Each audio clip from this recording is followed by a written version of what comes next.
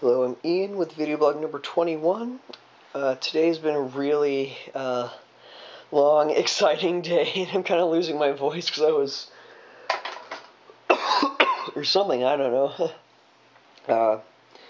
Started out really awkward because there was a huge traffic jam on Daniels Parkway trying to get to I-75. Turns out that a truck had run into the off-ramp, the on-ramp, so I got to work about 45 minutes late. There's a whole crap ton of stop-and-go traffic. I'm going to definitely avoid that part of the city to get to the shop up in North Fort Myers on the other side of the river tomorrow. To avoid that, or I guess today. You're watching this class when I posted it. When I'm posting it. What else?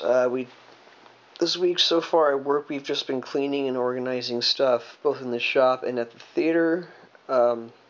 Just housekeeping type stuff between shows. Although props and paint are starting work on our second children's show, The Odyssey. Boss was talking about the plans and stuff. It looks really exciting, so I'm hoping it's going to turn out awesomely. Then, our master electrician Kate had her birthday today. Pardon the yawn. Our master electrician Kate had her birthday today, so a bunch of us went down to Castle Golf, this amazing mini golf course. We all had dollar off coupons. It was the best mini golf course I've ever played on. It's like the best $11 you'll ever spend on mini golf. It's this big, elaborate course. Most of the holes are really well designed. It's fun. It's challenging. There are so many different obstacles and stuff. You won't get bored there. It is definitely ranks up on the most fun times I've had here in Florida. And it's in November too. Like, I'm going mini golfing at night in November. This is just crazy. Definitely want to go back there multiple times, maybe even for a fur meet, because that'd be really cute. I've never done like furry mini golf. I've seen other furs do it, and it looks like a blast. And if I could get a suit, I would totally go mini golfing. I must say it was really weird moving from one swing state to another because the political ads never seemed to stop, and I'm so glad that they're finally over, at least for now. I did vote in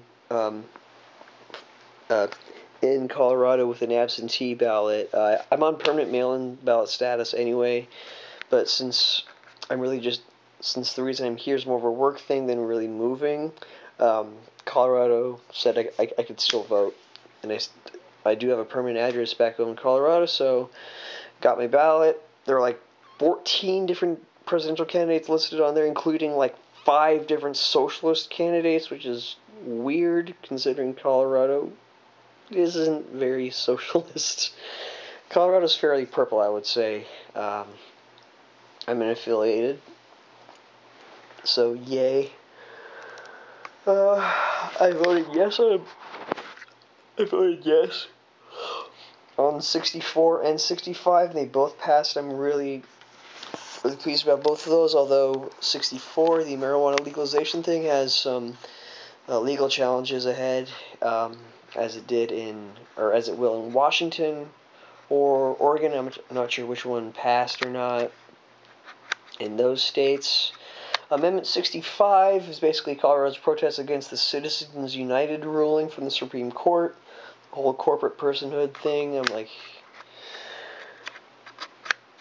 like, yeah, no, corporation is not a person.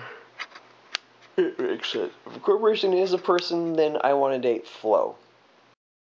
Well, I'm really tired and my voice is kind of hoarse, so I'm gonna say goodnight. And check out this other stuff that I shot earlier this week while it was on my mind. Does it ever amaze you that you're living life in the first person? Like, you're not just watching and hearing everything that this body is doing, but you're inside that body. I mean, you look out, you don't see that person in front of you standing there like in a video game. Instead, you look out, your eyes are that body. That when you get sick, when you feel joy, when you eat, when you get scared, when you hug someone, that you actually are feeling all of those. So apparently adding "in your pants" to the end of any book title makes it instantly hilarious. The Oxford Dictionary of Quotations in your pants. The Book of the Dun Cow in your pants. The Book of Useless Information in your pants. Brave New World in your pants. Miracles in your pants. The Screwtape Letters in your pants. The War of the Worlds in your pants. The Problem of Pain in your pants. A Grief Observed in your pants. The Great Divorce in your pants. The World's Most Spectacular Reptiles and Amphibians in your pants. Mystics, Mavericks, and Miracle Workers. A 30-day journey with some saints in your pants. Fun with ramen noodles in your pants. Praise habit in your pants. My personal favorite, everybody wants to go to heaven, but nobody wants to die in your pants. Jesus, the Bible, and homosexuality in your pants. Whoa, I had to say goodbye to 3 of those C.S. Lewis books that I mentioned earlier because people requested them, because I put them up on paperbackswap.com and people requested them.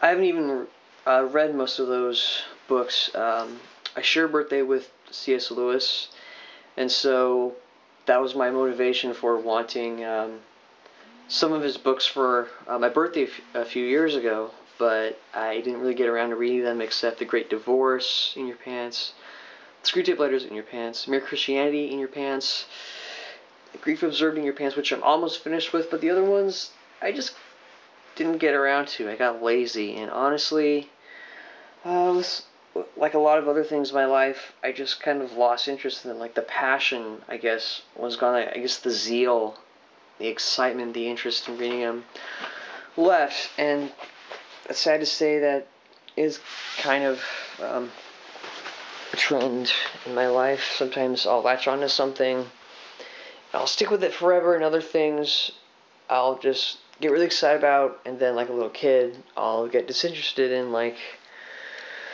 my guitar over here. Can't even tell you the last time I really sat down and played a bunch of songs on it, but it's been with me for 9 years. I really don't have that much to show for it. I should really think about what I really want to do with my guitar, evaluate why I wanted it in the first place, and if it's something that still want to do or not. I could use the money, and that's why I sell my electric guitar, but acoustic's more versatile and whatnot, and I really do think I guess I have some kind of future with it, so we'll see how that goes. But anyway, back to my point about, I guess, this impermanence, how I lose interest in things. I don't intend to. It just happens, and I don't really know how to fight it. I don't really know how to deal with it. So if anybody has advice, please let me know. In the meantime, I have read this book like 3 or 4 times, and I've read just a little bit of this one, but I already like it a lot. This one I actually found at a used bookstore back in Logan. I'd read it about 5 years before on my friend Tom's recommendation, and when I saw it there, I'm like, hey, I haven't read this in a long time, I'll try it again. So I've read like the first chapter since I bought this copy, and I should probably read some more of it. The thing about how Paperback Swap works is you put up you list all the books that you have, or a bunch of the books that you have that you at least want to trade. Somebody makes a request for it, and if you accept it, you send it, and when they receive it, you get a credit that you can use to request books from other people. I guess maybe sometime in the future I'll try to find those other C.S. Lewis books and get them traded back to me through somebody, even if it's not the same people I traded them to. With my recent discovery of Nerdfighteria, I guess I want to read John Green stuff, I want to start with Looking for Alaska and Paper Towns. I think, since those are his older books, it's just like an intro to John Green. Since I haven't read any of his stuff before, I figure if I read them chronologically, I can kind of get caught up with it, because I've heard pretty good things about them and about John Green. I really just like to see, what John Green is like as a writer, as opposed to just a vlogger, which is how I know him. So yeah, I just feel kind of guilty because as a kid I was raised to not really give away stuff that was a present to you. So I don't know. I'm kind of regretting it, but at the same time, there are people who really, really want these books, and so if they're going to a good home by people who are really much more enthusiastic than I am, then I guess that makes it better, right? I don't know.